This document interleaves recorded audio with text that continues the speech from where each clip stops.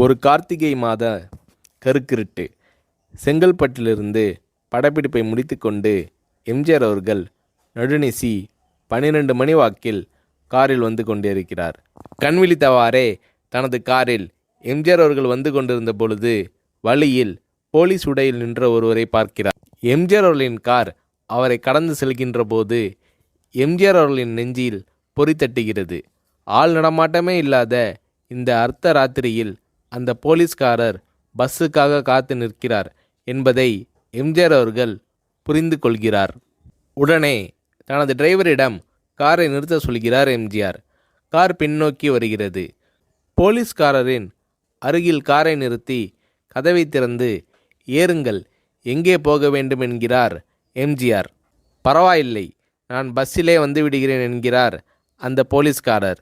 நேரமாகிவிட்டது, இனி இந்த ரூட்டில் பஸ் கிடையாது, ஏறிக்கொள்ளுங்கள் என்று எம்ஜிஆர் அவர்கள் வலுக்கட்டாயம் செய்ய போலீஸ்காரர் வேண்டா வெறுப்பாக ஏறுகிறார்.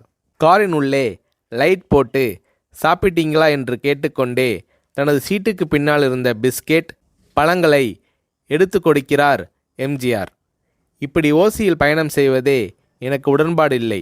இன்னும் நீங்கள் உண்ண சொல்லி வேறு என்னை இழிவுபடுத்தாதீர்கள் என்று போலீஸ்காரர் மறுக்கிறார். எம்ஜிஆர் அவர்கள் பூரிக்கிறார். இருப்பவனிலிருந்து இல்லாதவன் வரை படித்து பதவியில் இருக்கும் எத்தனையோ பேர் எனக்கு அது வேண்டும் இது வேண்டும் என்று எம்ஜிஆர் அவர்களிடம் வேண்டியதை பெற்று செல்கிறார்கள். ஆனால் சாதாரண பொறுப்பில் இருக்கும் இந்த போலீஸ்காரரின் நேர்மை எம்ஜிஆர் அவர்களை மெய்சிலிர்க்க வைத்துவிட்டது.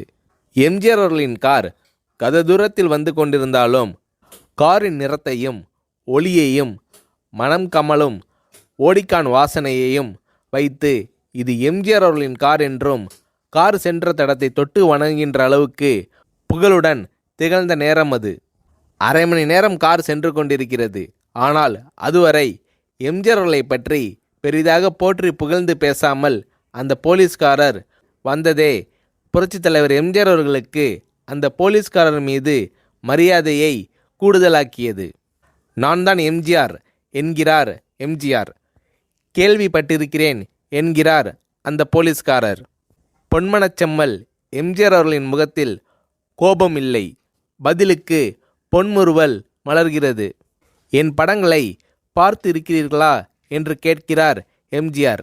நான் சினிமாவே பார்ப்பதில்லை என்கிறார் அந்த போலீஸ்காரர். புரட்சித் தலைவர் எம்ஜிஆர் அவர்கள் இன்னும் பிரமிக்கிறார். இப்போது கார் சத்தத்தை தவிர ஒரே நிசப்தம். போலீஸ்காரர் தனது வீட்டிற்கு 1/2 கிலோமீட்டர் தூரத்திற்கு முன்பே காரை நிறுத்த சொல்லி இங்கேயே இறங்கிக் கொள்கிறேன் என்கிறார். ஏன், நீங்கள் குறிப்பிட்ட அந்த விலாசம் இன்னும் 1/2 கிலோமீட்டர் தூரம் இருக்கிறதே என்கிறார் எம்ஜிஆர். சாதாரண போலீஸ் உத்தியோகத்தில் இருக்கும் நான் காரில் வந்து இறங்கினால் என் வீட்டிற்கு அருகில் உள்ளவர்கள் என்னை தவறாக நினைத்து கொள்வார்கள். இதுவரை இப்படி நான் யார் காரிலும் ஓசியில் வந்து பழக்கமில்லை. நீங்கள் இவ்வளவு தூரம் செய்த உதவிக்கு நன்றி என்கிறார் அந்த போலீஸ்காரர். புரட்சித் தலைவர் எம்ஜிஆர் அவர்கள் அதற்கு மேல் எதுவும் பேசவில்லை. அவர் எந்த போலீஸ் ஸ்டேஷனில் பணிபுரிகிறார் என்பதை மட்டும் கேட்டு தெரிந்து கொண்டு கிளம்புகிறார். அடுத்த நாள் செங்கல்பட்டு போலீஸ் ஸ்டேஷனுக்கு ஃபோன் செய்து நான் எம்ஜிஆர் பேசுகிறேன் என்கிறார் எம்ஜிஆர். ஃபோனை எடுத்த டிஎஸ்பி உதறலோடும் உற்சாகத்தோடும் தலைவரே வணக்கம் என்கிறார். இரவு சந்தித்த போலீஸ்காரரை பற்றி விசாரிக்கிறார் எம்ஜிஆர். அந்த டிஎஸ்பி சொல்கிறார், நீங்கள் குறிப்பிடும் அவர் இன்று விடுப்பில் இருக்கிறார். அவர் கையூட்டு வாங்காதவர், கடமை தவறாதவர், காவல்துறையின் நேர்மைக்கு இவரே இலக்கணம். வெற்றிலை பாக்கு, பீடி, சிகரெட் போன்ற போதை வஸ்துக்கள், நாடகம், சினிமா போன்ற பொழுதுபோக்கு அம்சங்களையெல்லாம் இவர் அறியாதவர். கல்யாண வயதில் உள்ள 3 பெண்களையும் கரை சேர்க்க முடியாமல் கஷ்டத்தில் இருக்கிறார் என்கின்ற விபரம் டிஎஸ்பியால் எம்ஜிஆர் அவர்களுக்கு சொல்லப்படுகிறது. அவரை நாளை என் தோட்டத்திற்கு வர சொல்லுங்கள் என்கிறார் எம்ஜிஆர். கேட்டுக்கொண்ட டிஎஸ்பி உங்களோடு ஃபோனில் ஆளுக்கு ஒரு வார்த்தை பேச இன்ஸ்பெக்டர், சப் இன்ஸ்பெக்டர் உட்பட எல்லோரும் ஆசைப்படுகிறார்கள். ஃபோனை அவர்களிடம் கொடுக்கலாமா என்கிறார். எம்ஜிஆர் அவர்கள் கொடுங்கள் என்கிறார். பேசுகிறார். அந்த போலீஸ் ஸ்டேஷனே புண்ணியம் பெற்றதாக மகிழ்ச்சி அடைகிறார்கள் அந்த போலீஸ்காரர்கள். மறுநாள் அந்த போலீஸ்காரர் ராமவரம் தோட்டத்திற்கு அழைத்து வரப்படுகிறார். அவரிடம் பேப்பரில் மடித்த பெரிய பணக்கட்டை கொடுத்து, இதை வைத்து உங்கள் பெண்களின் கல்யாணத்தை நடத்துங்கள் என்கிறார் எம்ஜிஆர். போலீஸ்காரர் மறுக்கிறார். நான் ஏதாவது உங்களிடம் காரியமாற்ற சொல்லி அதற்காக கொடுத்தால் அது தவறு. என்னால் ஆக வேண்டியது உங்களுக்கும், உங்களால் ஆக வேண்டியது எனக்கும் எதுவும் இல்லை.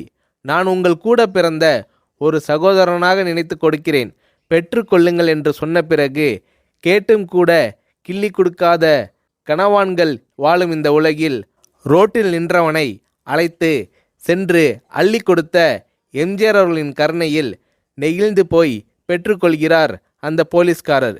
பிறகு ஒரு தேதியில் புரட்சித் தலைவர் எம்ஜிஆர் அவர்களே சென்று அந்த போலீஸ்காரரின் 3 பெண்களின் திருமணத்தையும் நடத்தி வைத்து வாழ்த்தி இருக்கிறார்.